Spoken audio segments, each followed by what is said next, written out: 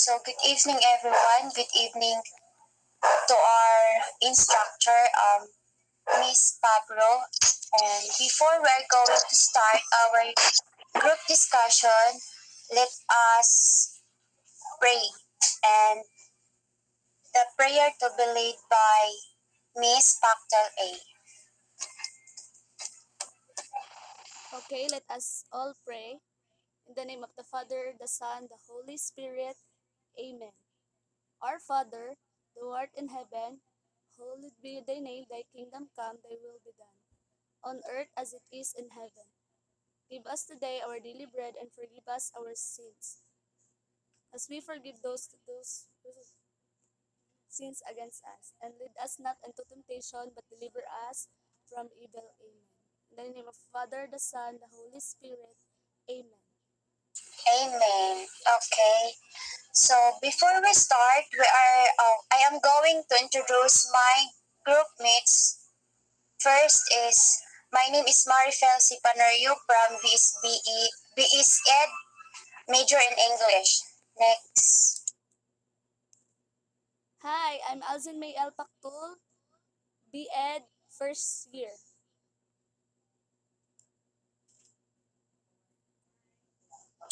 Hi, good evening. B.Ed first year.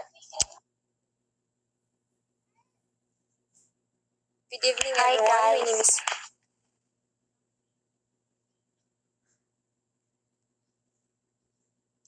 Good evening, everyone. My name is Marilo Pahayak from BS Ed, major in Science, first year. Next po.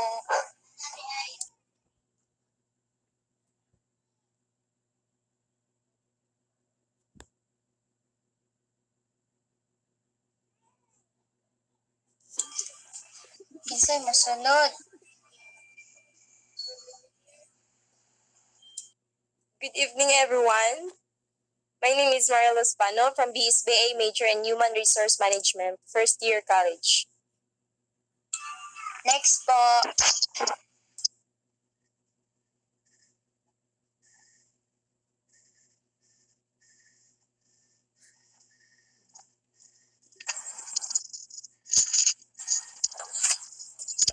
Good evening, everyone. My name is Jamie Pasensya from SIT, major in Information Technology, first year college.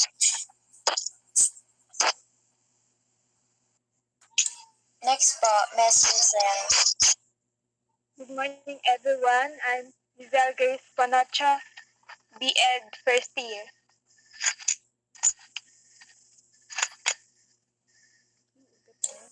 Okay, paki-off po na yung mic, Miss Giselle. So, our topic for tonight is all about language. Uh,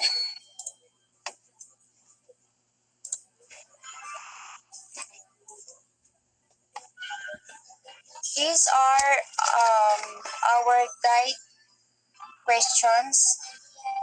So, number one is, can animals communicate? If they can, are they capable to produce language? O, sino po ang gustong sumagot sa tanong na ito? For me po is yes. But animals do not have a true language. They do. However, communicate with one another via sounds and facial expression. Animals have a variety of inborn attributes that they employ to communicate their emotion, but they are not the same as the created word we see in human language. Okay. Anyone? Sino po bang may sagot pa dyan? Me po. Yes, because animals like us use communication like sign language, and talking animals use body language to communicate with each other. Sino pa po? Me po. It's a yes, just like what they've said, that animals can communicate using signals, and this includes visual, auditory or sound base or touch base, and also the tactile or in a tangible way.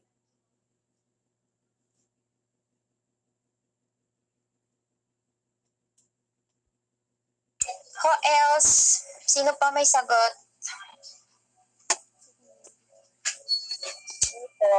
Okay. Yes, they can communicate to each other, but they cannot do the language like us humans.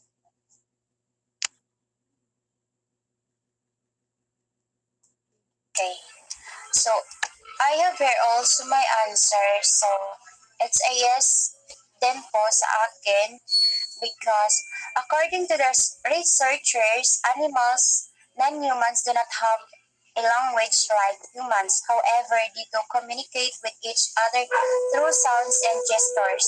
Animals have a number of inborn qualities they use to signal their feelings, but these are not like the formed words we see in the human language. Okay. That's right, ma'am. Yes. Sino pa po may sagot dyan? Me po. Okay, sige po. For me, it's yes because communication is usually between animals of single species. But it can also happen between two animals of different species. Animals communicate using signals which can include visual or sound based like a touch or other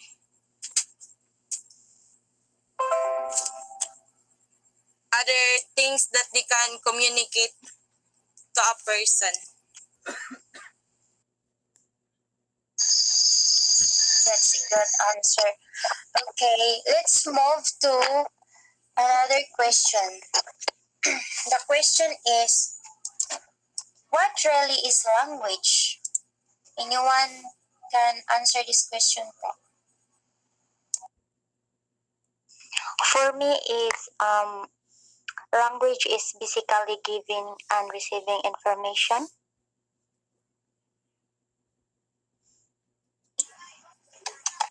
I have here my answer. So, a language is a structured system of communication used by humans based on speech and gestures, signs, or often writing. The structure of language it is grammar and the three components are its vocabulary. Ayan po ang aking sagot. Sino pa pong may sagot dyan? And additional for this, lingua is the French word for language. Yes. Sino pa po may sagot? For me po is yes, Mrs. For me, it's all about the words used by a group of people. Okay. How about Miss Pano? Language is a system of conventional spoken, like symbol by means of which human being. Okay. How about Miss Pasensya?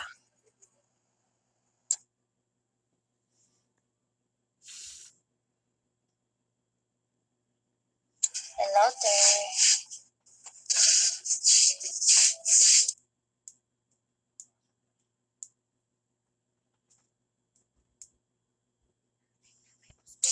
Meron pa po ba kayong ibang sagot dyan? Me po, the functions of language include communication, to express the identity, to play an imaginative expression, and emotional release. Okay, that's good. How about the others? Yes po. According to Encyclopedia Britannica, language is a system of communication or arbitrary vocal sounds through which human beings are used to communicate and interact with each other in our everyday life.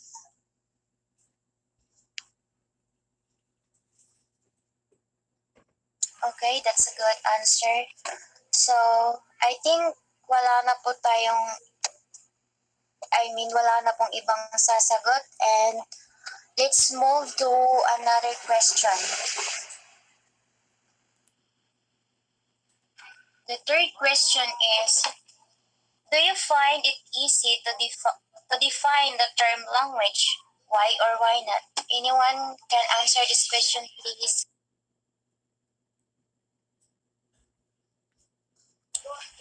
Hello there. May sasagot pa ba sa ating mga tanong? Meron akong sagot dito. Yes, wait a minute. I have an answer, but I don't have a example of this question. Language is an essential means of communicating between different members of society. How about the others, guys? For me, it's a yes. It is easy to define the term language by the set of sounds and written symbols, which are used by the people of a particular country or region for taking or writing. I am not sure about my answer, but it's a yes for me because the term language is the set of sound and a written symbol. So in that case, you can find it easy that the term language is a set of sound and a written symbol. Okay, that's a wonderful answer. How about the others? For me, is no, because communication is the interaction and sharing of ideas between two or more people. That's it. Okay, how about the others? May sasagot pa ba?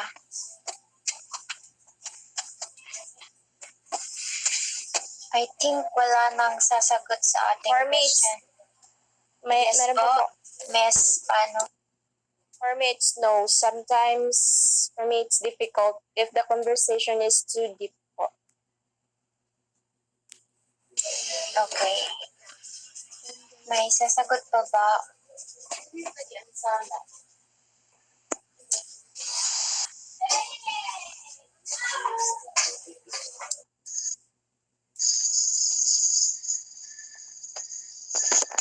How about Lizelle? Wait lang. Yes, Miss For me, Lizelle. no. Because sometimes we cannot understand other language. Okay. May sasagot pa ba?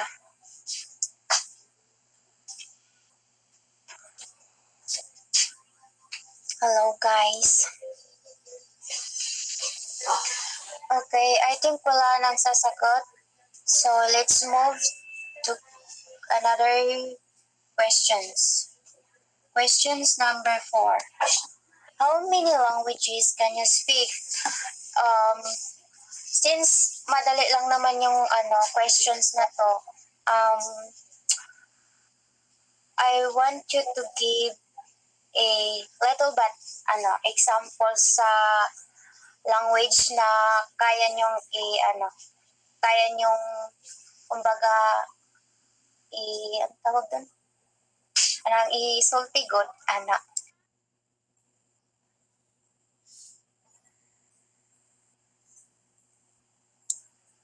Hello,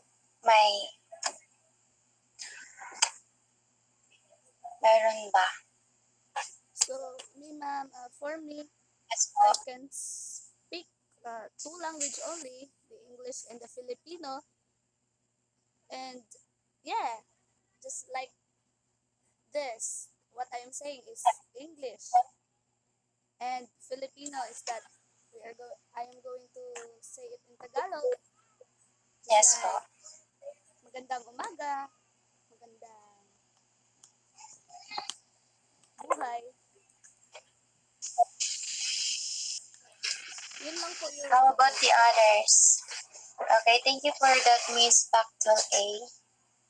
How about the others?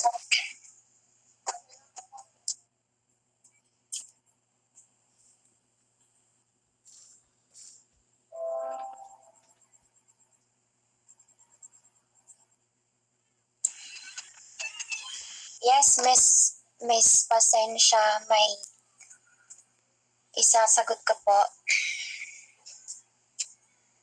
How about Miss Pano, Miss Pahayak, and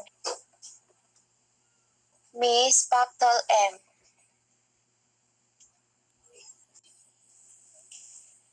Merale! Wala na kay Lord? Wala na kay Lord? Yes po, Miss Sa akin Pano. po is dalawa lang din po language. Ano po. Little bit lang po din yung is English. Hindi kasi ako marunong mag-English, but bawi lang po sa Tagalog. Ganun po. Okay. So, Dili ba? Dali. sa akin naman,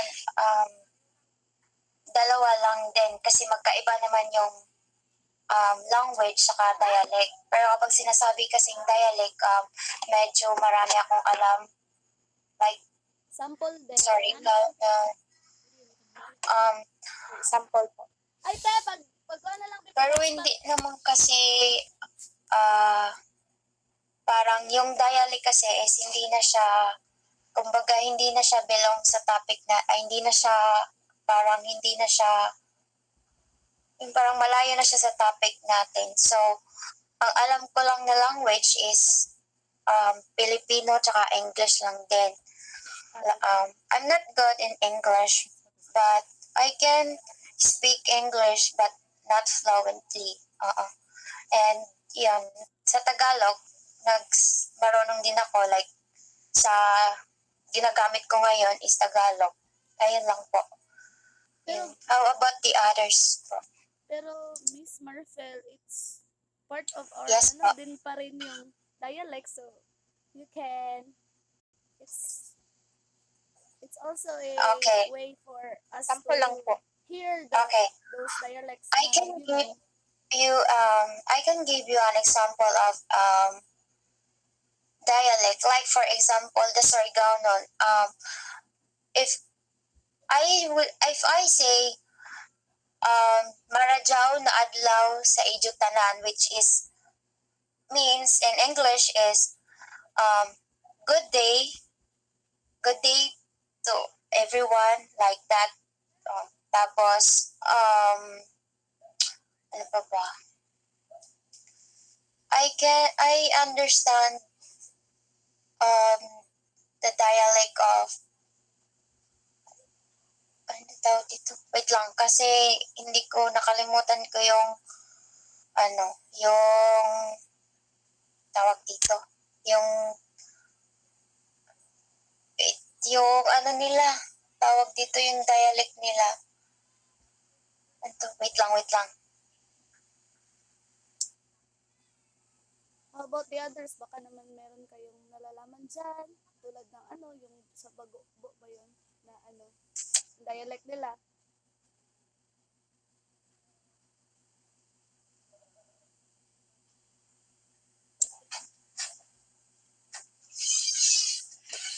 Guys, pasensya na po, pero hindi ko talaga maalala yung dialect na gusto kong sabihin. Me too, is too. Okay. Only but I know also how to speak a dialect because my mother also did talking about like Kamayo. So I know also about our mother's language like Kamayo, but I shy to share. That's okay. But I know also how to speak English and Tagalog, but I know here in Philippines, we talking always a Bisaya. But sometimes if we encounter like American, we talking also English, or sometimes if they've been in Manila, we talking also a Tagalog, but I have also dialect. I understand also, but just a little not. Miss Pasensya, can you give us a little bit example of that dialect? Like because my brother, she live here. She live there in Surigao. Then I just know just a little dialect, but I can't really understand. Okay. But I have example like Yes po. when my mommy talking about this, said I wait like haing ka magkadto. It means in Bisaya asa ka moadto, like that. But In I know Okay. Can I It hear? seems like in Ka mag-add to, Jane. parang pareho lang sila sa Surigao. Kasi, yeah, oo, because same lang Surigao sila. is more on like a jaon-jaon. Oo, tapan, waya, something like that. I Diba? think Surigao nun Waya means wala. Ano I ba? think Yes po. Yawa. I think Surigao nun has More the on dialect G, of Kamayo. like Yes po. Yeah. Opo. Oo. How Like, about the others po? Okay, let's go back to the word language. How Okay. many languages can we speak? So, meron nang nag-say na dalawa sa kanila. How about the others? Sino pa hindi naka-answer? For me is, Yes. I can speak two language which is Tagalog and English, but I can't speak fluently but willing to learn naman. Then sa Yes. Tagalog, parang ginagamit natin sa ngayon. Yun yung mga example natin na mga language dito sa Philippines. Yes po. How about Miss Panocho or Miss Lizelle? Ay, isasagot ka po, Miss Ari. Okay. Miss Lizelle left the group, Char. Okay, let's move on to the last questions. Okay, our last question is, why do you think language is important? Anyone can answer this question. Miss Pactel A, do you have an answer? Yes. Language. Wait lang po muna. Pwede po yung iba. Yes po. How about Miss Pano, Miss Pasensya, and Miss Pahayak? Miss, Ako, yes, sige. for me is, I believe language is important in every aspect of our lives because it allows people to communicate in a manner that enable the sharing of common ideas. If without language, there is no structure to understanding and nothing would get done. Hindi po tayo mas importante talaga na may mga lingwahe po tayo para magkaintindihan tayo sa isa't isa. Yes po. How about the others? Miss Pano, yes. Yes po. It is important because it helps to people develop like share interpretations, share expectations, skills, and share expressions and also feelings and emotions. Yes po. How about Me Miss Pactel A? Okay. Okay, so language is important because it allows us to express feelings and our needs, to interact in social settings, to make friends, discuss just like what we are doing right now, and express ideas. Yes. And it also, by having our language, we can also resolve conflict. Yes, thank you for that, Miss Pactol A. How about Miss Merrily?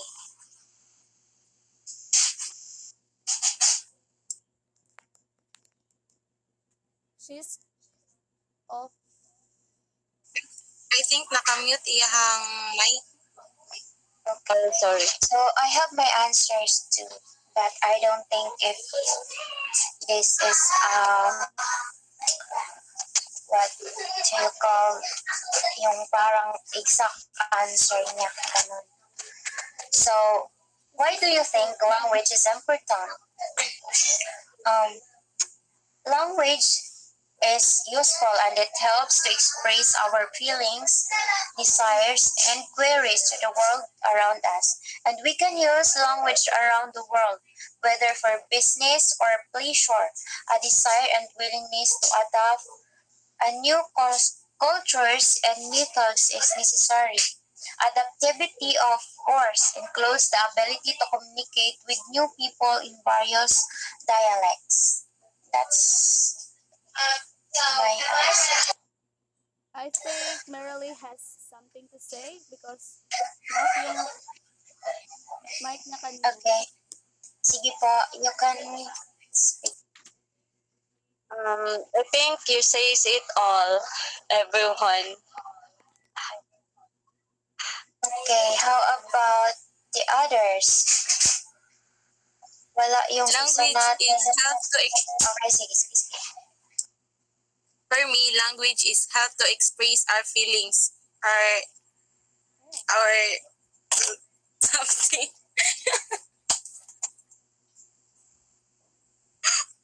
Or wala mo dyan mag-English. Pwede po magtagalog. Oo. Tama na tayo. Go guys, kaya natin to. Malapit na tayo matapos, everyone. Language is important to us because madali lang tayo Yes, Miss Pahayak. language is important to us because it easily to communicate each other even though we're not hindi po tayo pareho ng mga lingwahe, but if you use one language which is English, kahit saan tayo magpunta, may kaya mas importante talaga na may lingwahe tayo na dinadala. Ang example is English po. Yes po, kasi ang English is kumbaga tinatawag nilang national language. So, parang lahat, kumbaga, yung tao nakakaintindi at nakakapagsalita tayo gamit ang English, di ba? Kasi nga, parang naiintindihan. Hindi naman sa lahat tayo nakakaintindi ng English, pero mostly talaga is naiintindihan yung English. Kaya parang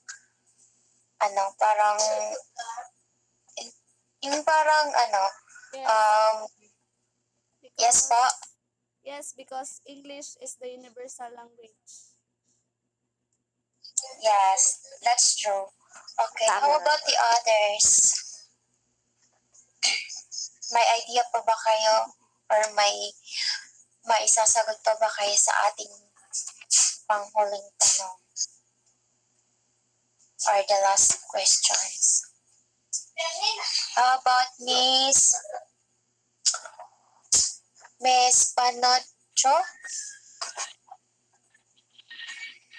Or Miss Lisa? Yes po. It is important because language is used for communication. It's crucial and necessary to use language for us to communicate with others. Language keeps us united. Without it, there will chaos because we understand each other. Okay. How about the others. Siguro nakapagsagot na ang lahat, no?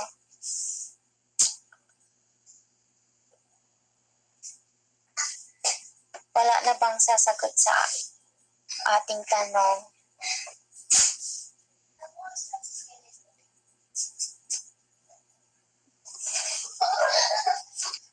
You can turn on your mic, everyone. And also what we call the cam. Okay, Sen. Wala na bang sasagot?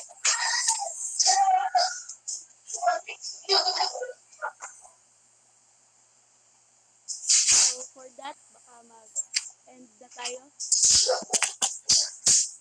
Sige.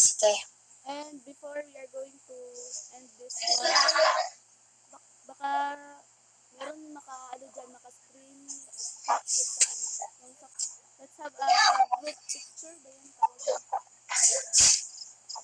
Anyone can screenshot daw, sabi ni Miss Azin, para sa documentation. Because hindi ko makita yung dito, yung mga things niya. Okay. Okay, ganyan. That's Try. right. Wait lang. Nag-open na ako ang cam. Can you please open Miss Giselle for our documentation?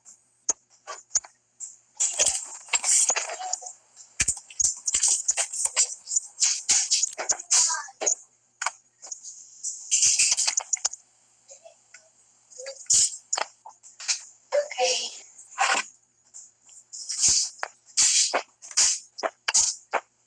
How about Merrily and Maria Luz? Naka-open na po yung cam nila. Yes. We will end this. Okay, thank you. Okay, thank you I would like to thank you for all the classmates. Thank you that you participated in our group discussion that is all about language. And before we are going to end, let us have the closing prayer. Siguro si Mas Pano ang mag-pray or si Miss Pahaya. Sige ako. Okay, sige. In the name of the Father, the Son, the Holy Spirit. Amen. Almighty God, thank you ngayong gabi na kung saan kami nagsama-sama sa pag-discuss about language. Lord God, lamdagi permi among mga hunahuna kanunay nga tagaan paminimog mga daghan pang kahibaw-an ug labaw sa tanan ugad nga ikaw man nag-iya sa mo kasing-kasing, ikaw man nag-iya sa tanang kalibutan. In Jesus' name I pray, amen. In the name of the Father, the Son, the Holy Spirit. Amen. So, thank you guys. Have a good night, everyone. Thank you. Thank you Good guys sa night. pag-pasok. Bye.